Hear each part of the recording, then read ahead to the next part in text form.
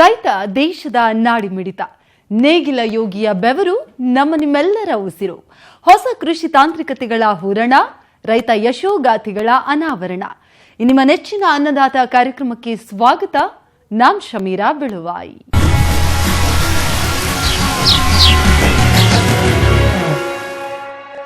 ಒಂದೇ ಬೆಳೆಯನ್ನ ನೆಚ್ಚಿಕೊಂಡು ಈ ಕಾಲದಲ್ಲಿ ಕೃಷಿ ಜೀವನ ಸಾಗಿಸೋದು ಕಷ್ಟವೇ. ಇದೇ ಕಾರಣಕ್ಕಾಗಿ ಇತ್ತೀಚೆಗೆ ರೈತರು ಸಮಗ್ರ ಕೃಷಿಯತ್ತ ಸಾಗ್ತಾ ಇದ್ದಾರೆ. ದಕ್ಷಿಣ ಕನ್ನಡ ಜಿಲ್ಲೆಯಲ್ಲೀಗ ಈ ಸಮಗ್ರ ಕೃಷಿಯಲ್ಲಿ ಮೀನು ಸಾಕಾಣಿಕೆಯೂ ಸೇರ್ಕೊಂಡಿದೆ. ಸಮುದ್ರದ ಮೀನುಗಳ ಕೊರತೆ ಇರುವ ಈ ಸಂದರ್ಭದಲ್ಲಿ ಒಳನಾಡು ಮೀನುಗಾರಿಕೆಯನ್ನ ದಕ್ಷಿಣ ಕನ್ನಡ ಜಿಲ್ಲೆಯಲ್ಲಿ ಸಮರ್ಪಕವಾಗಿ ಬಳಸಿಕೊಳ್ಳಲು ರೈತರು ಸಜ್ಜಾಗಿದ್ದಾರೆ.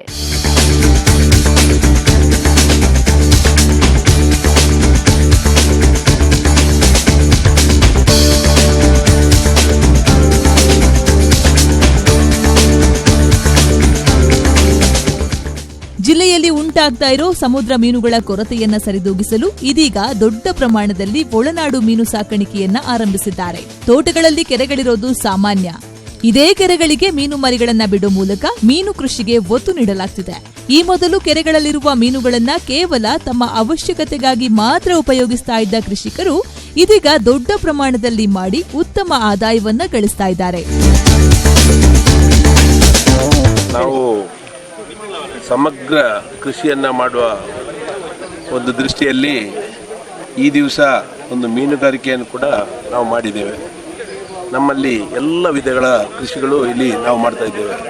ಕಡಿಮೆ ಪಕ್ಷ 1 ಎಕರೆ ಜಾಗದಲ್ಲಿ ನಾವು ಕೃಷಿಯನ್ನು ವ್ಯಾವಹಾರಿಕವಾಗಿ ವೈಜ್ಞಾನಿಕ ರೀತಿಯಲ್ಲಿ ಕೃಷಿ ಮಾಡುವಲ್ಲಿ ನಾವು ಈಗಾಗಲೇ ಅದನ್ನು ಪಣದೊಟ್ಟಿದ್ದೇವೆ. ಆದ್ದರಿಂದ ಈ ದಿವಸ ಈ 1 ಎಕರೆ ಕೆರೆಗೆ 3 ವಿಧದ 10,000 ಮೀನುಗಳನ್ನು ಬಿಡುವ ಒಂದು ಯೋಜನೆಯನ್ನ ದಕ್ಷಿಣ ಕನ್ನಡ ಜಿಲ್ಲಾ ಮೀನುಗಾರಿಕಾ ಸಂಸ್ಥೆ ಮಾಡಿದೆ. ಕೇವಲ ಒಂದು ಕೃಷಿಯನ್ನು ನಂಬಿಕೊಂಡಿದ್ದರೆ ಖಂಡಿತ ಈ ನಮಗೆ ಕೃಷಿಕರಿಗೆ ಕಷ್ಟ ಆಗುವಂಥ ಸನ್ನಿವೇಶವನ್ನು ನಾವು ನೋಡ್ತಾ ಇದ್ದೇವೆ. ಆದ್ದರಿಂದ ಸಮಗ್ರ ಕೃಷಿಯನ್ನು ಮಾಡಿದರೆ ಒಂದಲ್ಲ ಒಂದು ರೀತಿಯಲ್ಲಿ ನಾವು ಕೃಷಿಯಲ್ಲಿ ಅಭಿವೃದ್ಧಿಪಡಿಸ್ತಾ ಹೋಗುವಂಥ ಮಟ್ಟದಲ್ಲಿ ನಾವು ಕೃಷಿಯಿಂದ ಒಂದು ಉತ್ಪಾದನೆಯನ್ನು ಗಳಿಸಿ ನಾವು ಒಂದಲ್ಲ ಒಂದು ರೀತಿಯಲ್ಲಿ ಅದರಲ್ಲಿ ಯಶಸ್ವಿಯಾಗಲಿ ಖಂಡಿತ ನಾವು ಯಶಸ್ವಿ ಆಗ್ತೇವೆ. ಮೀನು ಸಾಕಾಣಿಕೆಗೆ ಹೆಚ್ಚು ಬಂಡವಾಳದ ಅಗತ್ಯವಿರೋದಿಲ್ಲ. ತೋಟದಲ್ಲಿರೋ ಕೆರೆಗಳನ್ನೇ ಮೀನು ಸಾಕಾಣಿಕೆಗಾಗಿ ಬಳಸಬಹುದು. ಒಂದು ವೇಳೆ ಕೆರೆ ಇಲ್ಲದೇ ಇದ್ದ ಪಕ್ಷದಲ್ಲಿ ಇಲಾಖೆಯ ಯೋಜನೆಯಡಿ ಕೃಷಿ ಹೊಂಡಗಳನ್ನು ನಿರ್ಮಿಸಿಕೊಳ್ಳಬಹುದು.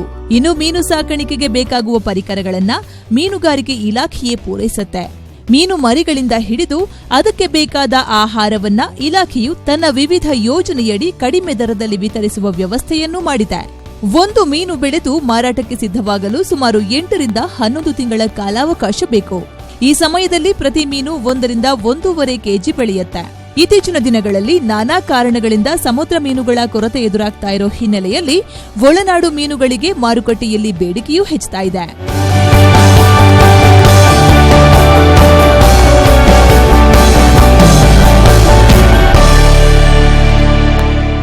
ಮೀನಿಗೆ ನೀವು ಹೆಚ್ಚು ಅಂದರೆ ಈಗ ಇತರ ಕೃಷಿ ಅಂತೆ ಇದರಲ್ಲಿ ಹೆಚ್ಚು ಇನ್ಪುಟ್ ಕಾಸ್ಟ್ ಬಂಡವಾಳ ಹೂಡಬೇಕಾಗಿಲ್ಲ. ಇದರಲ್ಲಿ ನೀವು ಒಂದು ಕೆರೆ ಮಾಡಿದರೆ ಕೆರೆಯನ್ನು ನೀವು ಕೃಷಿ ಇಲಾಖೆಯಿಂದ ಮಾಡಿಕೊಳ್ಬೋದು. ಅಲ್ಲದೆ ನಮ್ಮ ಗ್ರಾಮ ಪಂಚಾಯಿತಿ ವ್ಯಾಪ್ತಿಯಲ್ಲಿ NREG ಅಂತ ಮಹಾತ್ಮ ಗಾಂಧಿ ಉದ್ಯೋಗ ಖಾತ್ರಿ ಯೋಜನೆ ಇದೆ. ಇದರಲ್ಲೂ ನೀವು ಕೃಷಿ ಹೊಂಡವನ್ನು ಮಾಡಿಕೊಳ್ಬಹುದಾಗಿದೆ. ಅದರಲ್ಲಿ ಏನು ಮೀನು ಮರಿ ಬಿಡ್ತೀರಿ ಅದರದ್ದು ಇನ್ಪುಟ್ ಕಾಸ್ಟ್ ಅದನ್ನು ನಾವು ಇಲಾಖೆಯಿಂದ ಭರಿಸ್ತೇವೆ. ಅಲ್ಲದೆ ಮೀನು ಮರಿ ಸಪ್ಲೈ ಮಾಡ್ತೇವೆ. ಅಲ್ಲದೆ ಅದಕ್ಕೆ ಬೇಕಾಗಿರುವ ಆಹಾರ ಎಲ್ಲಿಂದ ಸಿಗ್ಬೋದು ಮತ್ತು ತಂತ್ರಾಂಶ ಏನು ಬೇಕಾಗಿದೆ ಅದನ್ನು ನಾವು ಇಲಾಖೆಯಿಂದ ಕೊಡ್ತೇವೆ.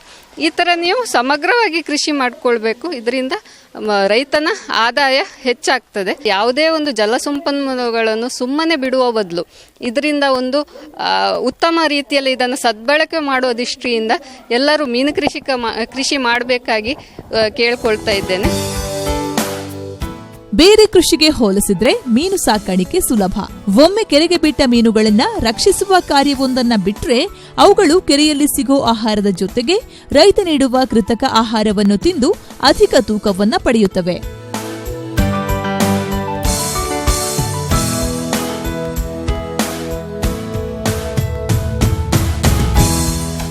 ಒಟ್ಟಾರೆ ಈಗೀಗ ದಕ್ಷಿಣ ಕನ್ನಡ ಜಿಲ್ಲೆಯಲ್ಲಿ ಮೀನು ಸಾಕಾಣಿಕೆಗೆ ಕೃಷಿಕರಿಂದ ಹೆಚ್ಚಿನ ಒಲವು ವ್ಯಕ್ತವಾಗ್ತಾ ಇದ್ದು, ತೋಟದ ಬೆಳೆಗಳ ಜೊತೆ ಒಳನಾಡು ಮೀನುಗಾರಿಕೆಯಿಂದ ಉತ್ತಮ ಉಪ ಆದಾಯ ಗಳಿಸುವತ್ತ ರೈತರು ತಮ್ಮ ಚಿತ್ತವನ್ನ ಹರಿಸ್ತಾ ಇದ್ದಾರೆ.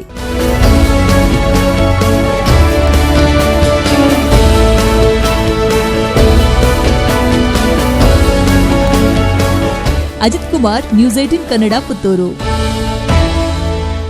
ಇಂದು ಕೃಷಿಯಲ್ಲಿ ರೈತನಿಗೆ ಎದುರಾಗುವ ಸಂಕಷ್ಟಗಳು ಒಂದೆರಡಲ್ಲ. ಜೊತೆಗೆ ಕರೆಂಟ್ ಸಮಸ್ಯೆ ಬೇರೆ. ವಿದ್ಯುತ್ತಿನ ಕಣ್ಣ ಮುಚ್ಚಾಲೆಯಿಂದ ಸಕಾಲದಲ್ಲಿ ಬೆಳೆಗಳಿಗೆ ನೀರು ಕೊಡೋಕೆ ಆಗ್ತಿಲ್ಲ ರೈತನಿಗೆ. ಈ ಕಷ್ಟದಿಂದ ಪಾರಾಗೋಕೆ ಇರುವ ಒಂದೇ ಮಾರ್ಗ ಅಂದ್ರೆ ಸೋಲಾರ್ ವ್ಯವಸ್ಥೆ ಮಾಡಿಕೊಳ್ಳೋದು. ಹೌದು, ಇಂದು ಬಹಳಷ್ಟು ರೈತರು ಸೌರಶಕ್ತಿಗೆ ಮೊರೆ ಹೋಗ್ತಾ ಇದ್ದಾರೆ. ಬೆಳಗಾವಿ ಜಿಲ್ಲೆಯ ರೈತರೊಬ್ಬರು ಸೋಲಾರ್ ಪಂಪ್ ಸೆಟ್ ಅಳವಡಿಸಿಕೊಂಡು ಅದರ ಸಂಪೂರ್ಣ ಲಾಭವನ್ನ ಪಡೆದುಕೊಳ್ತಾ ಇದ್ದಾರೆ.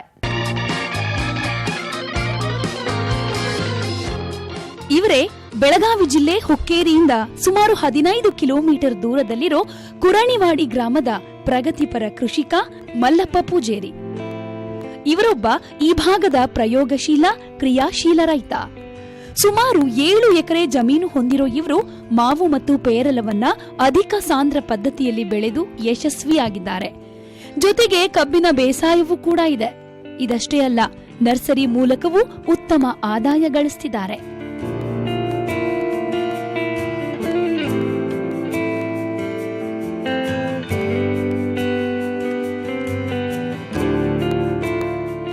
ಮಲ್ಲಪ್ಪ ಪೂಜೇರಿ ತುಂಬಾ ವರ್ಷಗಳಿಂದ ಕೃಷಿಯಲ್ಲಿ ತಮ್ಮನ್ನ ತೊಡಗಿಸಿಕೊಂಡಿದ್ದು, ಇತ್ತೀಚಿನ ದಿನಗಳಲ್ಲಿ ಕರೆಂಟ್ ಅಭಾವದಿಂದ ಬೇಸತ್ತು ಹೋಗಿದ್ರು. 2 ಬೋರ್ವೆಲ್ ಇದ್ರೂ ಯಾವುದೇ ಪ್ರಯೋಜನವಾಗ್ತಿರ್ಲಿಲ್ಲ. ಸಕಾಲದಲ್ಲಿ ಬೆಳೆಗಳಿಗೆ ನೀರನ್ನ ಒದಗಿಸೋದು ಕಷ್ಟವಾಗ್ತಾ ಇತ್ತು. ಇದು ಇಳುವರಿಯ ಮೇಲೆ ಪರಿಣಾಮ ಬೀರಿ ನಷ್ಟಕ್ಕೆ ಗುರಿಯಾಗ್ತಾ ಇದ್ರು. ಈ ಸಮಸ್ಯೆಯಿಂದ ಹೊರಬರೋದಕ್ಕೆ ರೈತರು ಮಾಡಿದ ಉಪಾಯವೇ ಸೋಲಾರ್ ಪಂಪ್ ಸೆಟ್ ಅಳವಡಿಕೆ.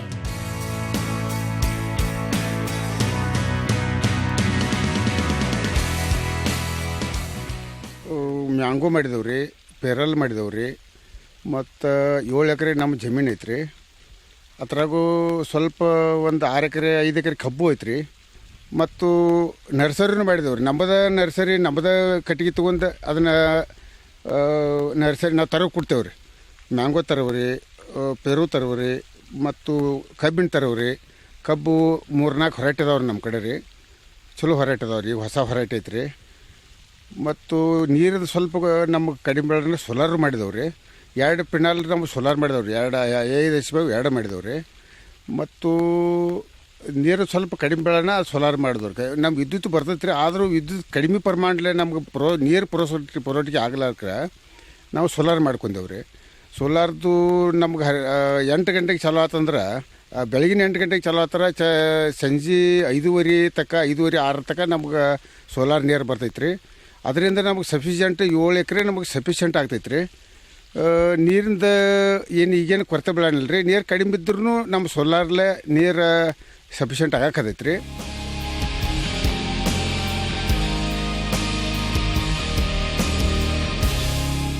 ಇವರ ತೋಟದಲ್ಲಿ 2 ಬೋರ್ವೆಲ್ಗಳಿವೆ. ಪ್ರತಿಯೊಂದಕ್ಕೂ 5 HP ಮೋಟಾರ್ ಅಳವಡಿಸಲಾಗಿದ್ದು, ಇವು ನಡೀತಾ ಇರೋದು ಸೋಲಾರ್ ಪವರ್ ಮೂಲಕ. ಇದಲ್ಲದೆ ಬೆಳೆಗಳಿಗೆ ಡ್ರಿಪ್ ಅಳವಡಿಸಲಾಗಿದ್ದು, ನೀರಿನ ಮಿತ ಬಳಕೆಗೆ ರೈತರು ಹೆಚ್ಚು ಒತ್ತು ನೀಡಿದ್ದಾರೆ.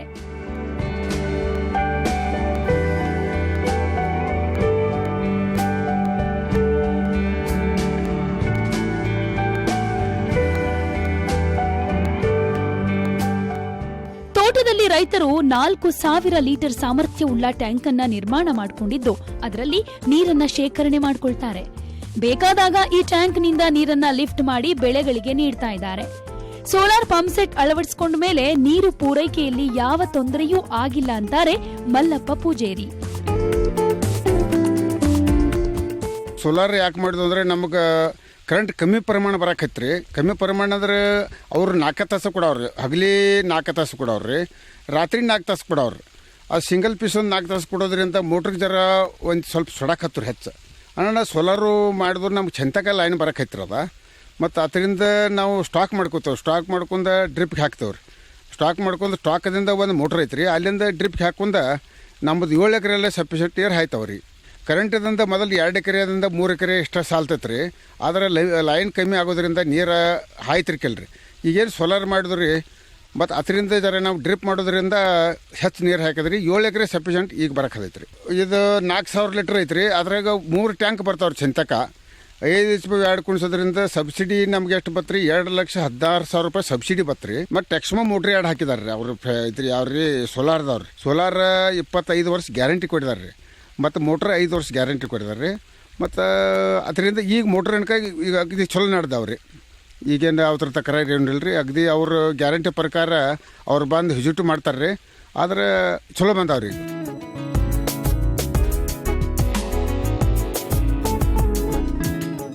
ಗ್ರಾಮೀಣ ಪ್ರದೇಶಗಳಲ್ಲಿ ವಿದ್ಯುತ್ ಕಣ್ಣಾಮುಚ್ಚಾಲೆ ಆಟ ಹೆಚ್ಚು. ಹೀಗಾಗಿ ರೈತರು ಸೌರಶಕ್ತಿಗೆ ಮೊರೆ ಹೋಗೋದು ಅನಿವಾರ್ಯ ಅನ್ನುವಂತಾಗಿದೆ. ಸೋಲಾರ್ ಪಂಪ್ಸೆಟ್ಗೆ ಸಬ್ಸಿಡಿ ಕೂಡ ದೊರೀತಾ ಇದ್ದು ರೈತರಿಗೆ ಹೆಚ್ಚು ಆರ್ಥಿಕ ಹೊರೆ ಆಗೋದಿಲ್ಲ. ಅಷ್ಟೇ ಅಲ್ಲ, ಕಂಪನಿ ಸೋಲಾರ್ ಪ್ಯಾನೆಲ್ಗೆ 25 ವರ್ಷ ಮತ್ತು ಮೋಟಾರ್ಗೆ 5 ವರ್ಷ ಗ್ಯಾರಂಟಿ ಕೊಡ್ತಾ ಇದೆ. ಸಾಲದ ಸೌಲಭ್ಯ ಕೂಡ ಇರೋದ್ರಿಂದ ಕಂತಿನಂತೆ ರೈತ ಹಣ ಮರುಪಾವತಿ ಮಾಡಬಹುದು ಅಂತಾರೆ ಚಿಕ್ಕೋಡಿಯ ಸಹಾಯಕ ಕೃಷಿ ನಿರ್ದೇಶಕ ಮಂಜುನಾಥ್ ಜನಮಟ್ಟಿ. ಇಲ್ಲಿ ತಾವು ನೋಡಬಹುದು, ಈ ಸೌರ ಶಕ್ತಿಯಿಂದ ವಿದ್ಯುತ್ ಶಕ್ತಿಯನ್ನು ಮಾಡಿಕೊಂಡು ನಮ್ಮ ಶ್ರೀ ಮಲ್ಲಪ್ಪ ಶೆಟ್ಟಪ್ಪ ಪೂಜಾರಿ ಅವರು ಇಲ್ಲಿ ತಮ್ಮ ಒಂದು ಗದ್ದೆಯಲ್ಲಿ 2 5 HP ಸೋಲಾರ್ ಪಂಪ್ ಸೆಟ್ ಅನ್ನು ಅಳವಡಿಸಿಕೊಂಡಿದ್ದಾರೆ. ಸೊ ಇವರಿಗೆ ಸರ್ಕಾರದಿಂದ ಅಥವಾ ಮಿನಿಸ್ಟ್ರಿ ಆಫ್ ರಿನ್ಯೂಯಬಲ್ ಎನರ್ಜಿ ರಿಸೋರ್ಸಿಂದ 1 5 HP ಸಬ್ಸಿಡಿ ಆಗಿದೆ, ಇನ್ನೊಂದು ಆಗಿಲ್ಲ. ಯಾಕಂದರೆ ಒಂದೇ ಹೆಸರಲ್ಲಿ ಜಮೀನು ಇರೋದ್ರಿಂದ. ಆದರೂ ಕೂಡ ಇವರು ಒಂದು ಈ ಕಷ್ಟ ಕಾಲದಲ್ಲಿ, ಅಂದರೆ ಒಂದು ವಿದ್ಯುತ್ ಶಕ್ತಿ ಅಭಾವದ ಕಾಲದಲ್ಲಿ, ಅಂದರೆ ಈಗ ಸಾಯಂಕಾಲ 6ರಿಂದ ಮುಂಜಾನೆ 6ವರೆಗೂ ಒಂದು ಕರೆಂಟ್ ಕೊಡ್ತಿದ್ರು. ಆಲ್ಮೋಸ್ಟ್ ಅದು ಸಿಂಗಲ್ ಫೇಸ್ ಇರ್ತದೆ. ಹಾಗೂ ರೈತರ ಮೋಟ್ರು ಸುಡುವುದಾಗಲಿ ಹಾಗೂ ಇನ್ನಿತರೆ ಕಾರಣಗಳಿಂದ ಅವರು ಒಂದು ಬೆಳೆಗೆ ನೀರು ಕೊಡಲು ಆಗೋದಿಲ್ಲ. ಇಂಥ ಒಂದು ಸಮಯದಲ್ಲಿ ಈ ಸೋಲಾರ್ ಪ್ಯಾನಲ್ನಿಂದ ಅಥವಾ ಸೋಲಾರ್ ವಿದ್ಯುತ್ ಶಕ್ತಿಯಿಂದ ರೈತರು ಒಂದು ಒಳ್ಳೆಯ ಬೆಳೆಯನ್ನು ಬೆಳ್ಕೊಂಡಿದ್ದಾರೆ. ಅವರು ಏನು ಮಾಡ್ತಿದ್ದಾರೆ ಅಂದರೆ, ಒಂದು ದಿನದಲ್ಲಿ ಅಂದರೆ ಫುಲ್ ಡೇಯಲ್ಲಿ ಬರುವಂಥ ನೀರನ್ನು ಒಂದು ನೀರಿನ ಸಂಗ್ರಹ ತೊಟ್ಟಿಲಿ ಸಂಗ್ರಹ ಮಾಡಿಕೊಂಡು ಅವನ್ನು ತಮಗೆ ಅವಶ್ಯಕತೆ ಇದ್ದಾಗ ಬೆಳೆಗಳಿಗೆ ಕೊಟ್ಟು ಒಂದು ಒಳ್ಳೆಯ ಬೆಳೆಯನ್ನು ಪಡಿತಿದ್ದಾರೆ. ಇದು ಯಾಕೆ ಸಮಂಜಸಪ್ಪ ಈ ತಂತ್ರಜ್ಞಾನ ಅಂದ್ರೆ, ರೈತರಿಗೆ ಒಂದು ಕಂಟಿನ್ಯೂಸ್ ವಾಟರ್ ಸಪ್ಲೈ. ಇವನ್ ಅವರಿಗೆ ಬೋರ್ವೆಲ್ ಅಥವಾ ಬಾವಿಯಲ್ಲಿ ನೀರು ಇದ್ದರೆ ಅದನ್ನು ಬೆಳೆಗಳಿಗೆ ಕೊಡದೇ ಆಗಿ ಒಳ್ಳೆಯ ಬೆಳೆಯನ್ನು ಪಡೆಯಲಾಗ್ತಿರಲಿಲ್ಲ. ಅಂಥ ಒಂದು ಕಾಲದಲ್ಲಿ ಈ ಸೌರ ವಿದ್ಯುತ್ ಶಕ್ತಿಯ ಯಂತ್ರ ಈ ರೈತರ ಕೈ ಹಿಡಿದಿದೆ. ಹಾಗೂ ಪೂಜಾರಿ ಅವರನ್ನು ಒಳ್ಳೆಯ ಬೆಳೆ ಪಡಿತಾ ಇದ್ದಾರೆ. ಈ ಮುಂಚೆ ಅವರು ಅಂದರೆ ಈ ಸೋಲಾರ್ ಪಂಪ್ಸೆಟ್ಟನ್ನು ಅಳವಡಿಸಿಕೊಳ್ಳುವ ಮುಂಚೆ ಕೇವಲ ಅವರು ಒಂದು 3 ಎಕರೆಯಲ್ಲಿ ಏನು ಮಾವು ಪೇರ್ಲೆ ಹೇಳ್ತಿದ್ದು ಇಂಥ ಒಂದು ಬೆಳೆಗಳನ್ನು ಬೆಳ್ಕೊಂಡಿದ್ರು. ಮತ್ತು ಅವ್ರಿಗೆ 3 ಎಕರೆಗೆ ಮಾತ್ರ ನೀರು ಕೊಡಲು ಸಾಧ್ಯವಾಗ್ತಾ ಇತ್ತು. ಈ ಸೋಲಾರ್ ಪ್ಯಾನೆಲ್ ಅಳವಡಿಸ್ಕೊಂಡಿದ ನಂತರ ಹಾಗೂ ಮತ್ತು ಹನಿ ನೀರಾವರಿ ತಂತ್ರಜ್ಞಾನವನ್ನು ಅಳವಡಿಸಿಕೊಂಡ ನಂತರ ಎಲ್ಲ ಒಂದು 7 ಎಕರೆ ಪ್ರದೇಶದಲ್ಲಿ ಬೆಳೆದು ಒಂದು ಒಳ್ಳೆಯ ಇಳುವರಿಯನ್ನು ಪೂಜಾರಿ ಅವರು ಪಡಿತಾ ಇದ್ದಾರೆ. ಸುಮಾರು 4,75,000 ರೂಪಾಯಿಗಳ ಒಂದು ಕಾಸ್ಟಲ್ಲಿ ಅಳವಡಿಸಿಕೊಂಡಿದ್ದಾರೆ. ಇದರಲ್ಲಿ 2,16,000 ಅವರಿಗೆ ಸಬ್ಸಿಡಿ ಆಗಿದೆ. ಹಾಗೂ ಉಳಿದ 2,59,000 ಅವರು 3 ಕಂತಿನಲ್ಲಿ ಸುಮಾರು 3 ವರ್ಷದಲ್ಲಿ ವಾಪಸ್ ತುಂಬಬೇಕಾಗಿರ್ತದೆ. ಇಂತಹದೇ ಒಂದು 2 ಯೂನಿಟನ್ನು ಅಂದರೆ 5 HP 2 ಯೂನಿಟನ್ನು ಅವರು ತಮ್ಮ ಹೊಲದಲ್ಲಿ ಅಳವಡಿಸಿಕೊಂಡಿದ್ದಾರೆ. ಒಟ್ಟಾರೆ ಯಾರಿಗೆ ಅತಿಯಾದ ವಿದ್ಯುತ್ತಿನ ಅಭಾವ ಎದುರಾಗ್ತಾ ಇದೆಯೋ, ಯಾರಿಗೆ ಸಮಯಕ್ಕೆ ಸರಿಯಾಗಿ ಬೆಳೆಗಳಿಗೆ ನೀರನ್ನ ಪೂರೈಕೆ ಮಾಡೋಕೆ ಆಗ್ತಾ ಇಲ್ವೋ ಅಂತವರು ಸೋಲಾರ್ ವ್ಯವಸ್ಥೆ ಮಾಡಿಕೊಳ್ಳೋದು ಹೆಚ್ಚು ಸೂಕ್ತ. ಈ ಬಗ್ಗೆ ಸಂದೇಹವೇನಾದ್ರೂ ಇದ್ರೆ ತಜ್ಞರನ್ನ ಅಥವಾ ಈಗಾಗಲೇ ಇದರ ಪ್ರಯೋಜನ ಪಡೆದುಕೊಳ್ತಾ ಇರೋ ರೈತರನ್ನ ಸಂಪರ್ಕಿಸಿ ಹೆಚ್ಚಿನ ಮಾಹಿತಿಯನ್ನ ಪಡೆದುಕೊಳ್ಳೋದು ಒಳ್ಳೆಯದು. ಸಿರಿಧಾನ್ಯ ಕಣ್ಮರೆಯಾಗಿದ್ದ ಇವುಗಳಿಗೀಗ ಎಲ್ಲಿಲ್ಲದ ಬೇಡಿಕೆ. ಇವುಗಳ ಬಗ್ಗೆ ಜನರಲ್ಲಿ ಅರಿವು ಮೂಡಿಸುವ ಸಲುವಾಗಿ ರಾಜ್ಯ ಸರ್ಕಾರ ಕೂಡ ಹಲವಾರು ಕಾರ್ಯಕ್ರಮಗಳನ್ನು ಹಮ್ಮಿಕೊಳ್ತಾ ಇದೆ. ಆರೋಗ್ಯ ವೃದ್ಧಿಕಾರಕ ಈ ಸಿರಿಧಾನ್ಯಗಳನ್ನ ಪ್ರತಿದಿನದ ಆಹಾರದಲ್ಲಷ್ಟೇ ಅಲ್ಲ, ಬಗೆ ಬಗೆಯ ತಿಂಡಿ ತಿನಿಸುಗಳ ತಯಾರಿಕೆಯಲ್ಲಿ ಕೂಡ ಉಪಯೋಗಿಸಬಹುದು ಅಂತಾರೆ ಆಹಾರ ತಜ್ಞರು.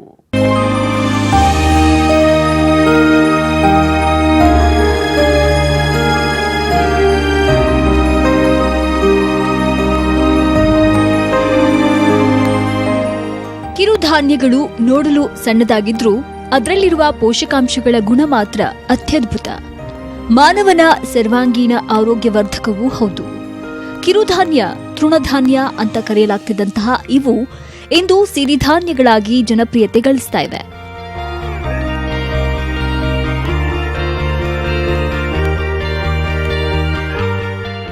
ಒಟ್ಟು 9 ಬಗೆಯ ಕಿರುಧಾನ್ಯಗಳಿವೆ. ಅವುಗಳೆಂದರೆ ಜೋಳ, ಸಜ್ಜೆ, ರಾಗಿ, ನವಣೆ, ಕೊರಲೆ, ಊದಲು, ಬರಗು, ಸಾಮೆ ಮತ್ತು ಹಾರಕ. ಜೋಳ, ರಾಗಿ, ಸಜ್ಜೆ ನಮ್ಮ ಆಹಾರ ಪದ್ಧತಿಯಲ್ಲಿ ಈಗಾಗಲೇ ಬಳಕೆಯಲ್ಲಿವೆ. ಆದರೆ ಇನ್ನುಳಿದ ಧಾನ್ಯಗಳ ಬೇಡಿಕೆ ಬಂದಿದ್ದು ಇತ್ತಿತ್ತಲಾಗಿ.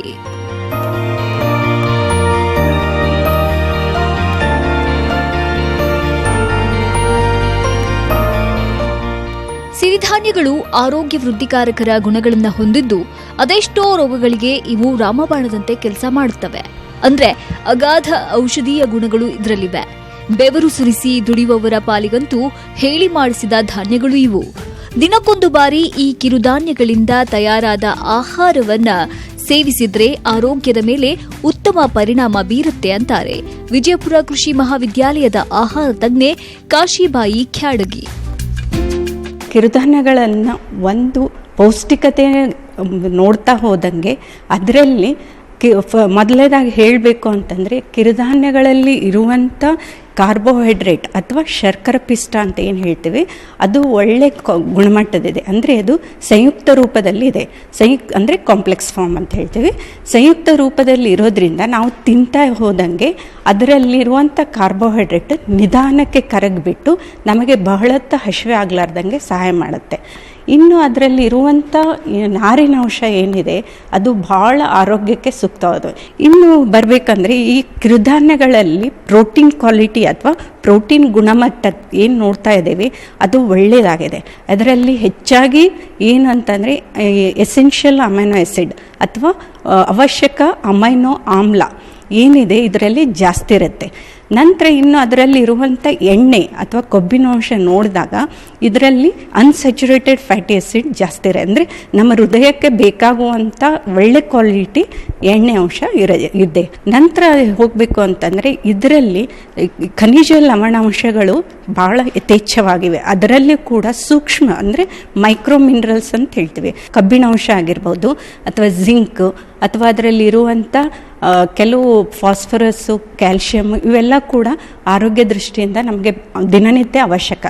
ಅದರಲ್ಲಿ ಇನ್ನೊಂದು ವಿಟಮಿನ್ಸ್ ಅಂತ ಹೇಳ್ತೀವಿ, ಅಂದರೆ ಜೀವಸತ್ವಗಳು ಕೂಡ ಚೆನ್ನಾಗಿ ಇದೆ. ಇನ್ನು ಹೇಳಬೇಕು ಅಂತಂದರೆ ದಿನಕ್ಕೆ ಕನಿಷ್ಠ 1 ಹೊತ್ತು ನಾವು ಕಿರುಧಾನ್ಯನ ಸೇವಿಸಿದ್ರೆ ನಮ್ಮ ಆರೋಗ್ಯಕ್ಕೆ ಬಹಳ ಸೂಕ್ತ. ಈಗ ಏನಾಗುತ್ತೆ, ಈ ದಿನನಿತ್ಯ 1 ಹೊತ್ತು ಸೇವಿಸಿದಾಗ ನಮಗೆ ಎಲ್ಲ ಪೋಷಕಾಂಶಗಳು ಸಿಗ್ತವೆ.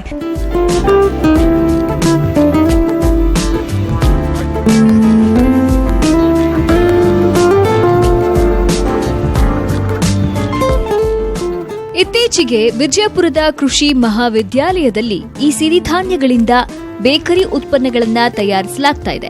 ಬಿಸ್ಕತ್ತು, ಕುಕ್ಕೀಸ್ ಸೇರಿದಂತೆ ತರಹೇವಾರಿ ಖಾದ್ಯಗಳನ್ನ ಇಲ್ಲಿ ಉತ್ಪಾದಿಸಿ ಮಾರಾಟ ಮಾಡಲಾಗ್ತಾ ಇದೆ.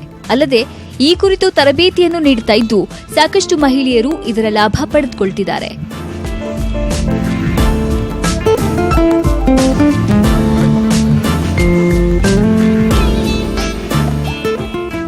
ಇದನ್ನು ಹೇಗೆ ಉಪಯೋಗಿಸ್ಕೋಬಹುದು ದಿನನಿತ್ಯ ಆಹಾರದಲ್ಲಿ ಅಂದರೆ, ನಾವು ಯಾವುದೇ ಕಿರುಧಾನ್ಯನ ಉಪಯೋಗಿಸೋಕ್ಕಿಂತ ಮುಂಚೆ ಅದನ್ನು ಸ್ವಚ್ಛವಾಗಿ ತೊಳೆಯೋದು ಭಾಳ ಉತ್ತಮ. ಈಗ ಯಾವುದೇ ಸಿರಿಧಾನ್ಯನ ಬಳಸುವಾಗ ಇದನ್ನು ನಾವು ಇಡೀ ಕಾಳಾಗಿ ಉಪಯೋಗಿಸ್ಬೋದು ಅಥವಾ ಅಕ್ಕಿ ಮಾಡಿಬಿಟ್ಟು ಅದರಿಂದ ಬೇರೆ ಬೇರೆ ಪದಾರ್ಥನ ಮಾಡ್ಕೋಬೋದು. ಇನ್ನು ಅದರಿಂದ ಹಿಟ್ಟು ಮಾಡಿಬಿಟ್ಟು ಬೇರೆ ಬೇರೆ ಪದಾರ್ಥಗಳನ್ನು ಕೂಡ ಮಾಡ್ಬೋದು. ನಂತರ ಇದರಿಂದ ರವೆ ಮಾಡಿಬಿಟ್ಟು ನಾವು ಬೇರೆ ಉಪ್ಪಿಟ್ಟು, ಶಿರಾ ಇಂಥವನ್ನ ಕೂಡ ಮಾಡ್ಕೋಬೋದು. ಈಗ ನಮ್ಮ ಈ ಆಹಾರ ವಿಜ್ಞಾನ ಮತ್ತು ಪೋಷಣೆ ವಿಭಾಗದಲ್ಲಿ ನಾವು ಸಾಂಪ್ರದಾಯಿಕವಾದಂಥ ಆಹಾರಗಳಿಗೆ ಜಾಸ್ತಿ ಒತ್ತು ಕೊಡ್ತಾ ಇದ್ದೀವಿ. ಇನ್ನು ಎಲ್ಲರೂ ಈಗ ಇತ್ತಿತ್ತಲ ನೋಡ್ತಾ ಇರೋದು ಎಲ್ಲರ ಅಡುಗೆ ಮನೆಯಲ್ಲಿ ಬೇಕರಿ ಪದಾರ್ಥ ಒಂದು ಮುಖ್ಯವಾದ ಆಹಾರ ಆಗಿದೆ.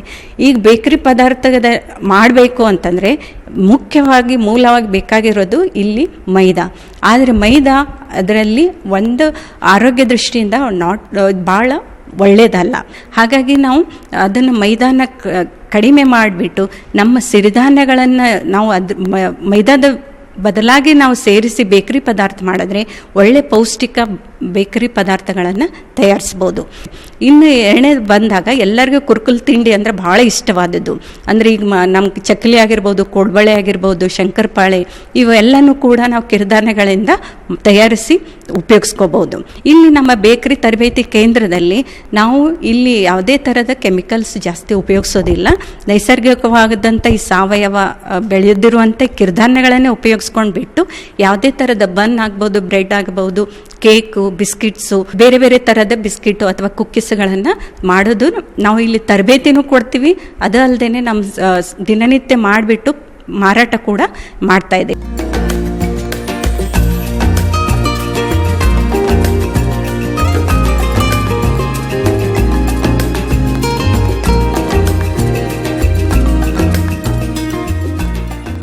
ಒಟ್ನಲ್ಲಿ ಸಿರಿಧಾನ್ಯಗಳಿಗೆ, ಸಿರಿಧಾನ್ಯಗಳಿಂದ ತಯಾರಾಗುವ ಖಾದ್ಯಗಳಿಗೆ ಈಗ ಎಲ್ಲಿಲ್ಲದ ಬೇಡಿಕೆ. ಆರೋಗ್ಯ ವೃದ್ಧಿಕಾರಕ ಗುಣಗಳನ್ನು ಹೊಂದಿರುವ ಇವುಗಳನ್ನ ರೈತರು ಕಡಿಮೆ ನೀರು ಮತ್ತು ಕಡಿಮೆ ಖರ್ಚಿನಲ್ಲಿ ಬೆಳೆದು ಒಳ್ಳೆಯ ಆದಾಯ ಗಳಿಸಬಹುದು. ಜನರು ಕೂಡ ಹೆಚ್ಚು ಆಸಕ್ತಿ ವಹಿಸುವುದರಿಂದ ಕೃಷಿ ವಿಜ್ಞಾನಿಗಳು ಇವುಗಳಲ್ಲಿರುವ ಪೋಷಕ ಸತ್ವ ಮತ್ತು ಬಳಕೆ ವಿಧಾನದ ಬಗ್ಗೆ ಜನರಲ್ಲಿ ಅರಿವು ಮೂಡಿಸ್ತಾ ಇರುವುದು ಶ್ಲಾಘನೀಯ.